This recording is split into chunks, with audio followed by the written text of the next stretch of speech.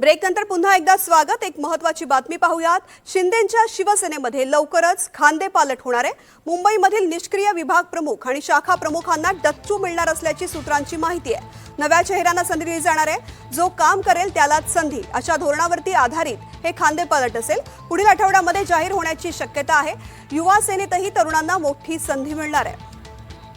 विशाल पाटील या संदर्भातली माहिती देतात। विशाल, शिंदेंच्या शिवसेनेमध्ये लवकरच खांदेपालट होऊ शकतो, या संदर्भातल्या बैठका सुद्धा सुरू झालेल्या आहेत। या संदर्भातले काय अपडेट्स आहेत?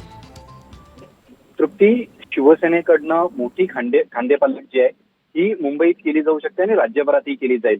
ज्या पद्धतीनं निष्क्रिय विभाग प्रमुख आहेत, शाखा प्रमुख आहेत, शाखा समन्वयक आहेत, विभाग संघटक आहेत, यांना डच्चू दिला जाईल आणि नवीन चेहऱ्यांना संधी दिली जाईल, अशा पद्धतीची माहिती शिवसेनेच्या वरिष्ठ नेत्यांकडनं आपल्याला मिळालेली आहे। आणि येणाऱ्या आठवड्यात हे सगळे बदल हे शिवसेनेत आपल्याला पाहायला मिळतील। ज्या पद्धतीनं शिवसेनेतनं सूत्र आहे की जो काम करेल त्यालाच संधी दिली जाईल, अशा पद्धतीची भूमिका ही पक्ष नेतृत्वाने घेतलेली आहे आणि त्याच अनुषंगानं हे सगळे बदल दिसतील। खास करून शिवसेनेची जी युवा सेना आहे, या युवा सेनेच्या बाबतीत अनेक प्रकारची नाराजी ही वरिष्ठ नेत्यांमध्ये होती आणि युवा सेनेचं काम हे त्या ताकदीनं होत नाही, अशा पद्धतीचा सुद्धा एक निष्कर्ष जो आहे हा काढण्यात आला होता। आणि त्याच अनुषंगानं आता शिवसेनेत युवा सेनेत सुद्धा बदल केले जाणार आहे की मूळ पक्ष जो शिवसेना आहे, फादर बॉडी आहे, यामध्ये सुद्धा खास करून मुंबईत अनेक शाखा प्रमुख आहेत, अनेक विभाग प्रमुख आहेत, ज्यांनी परफॉर्मन्स दिलेला नाहीये, अशांना डच्चू जो आहे हा दिला जाणार आहे। आणि पुढील आठवड्यात या सगळ्या नावांची घोषणा सुद्धा केली जाणार आहे। तृप्ती,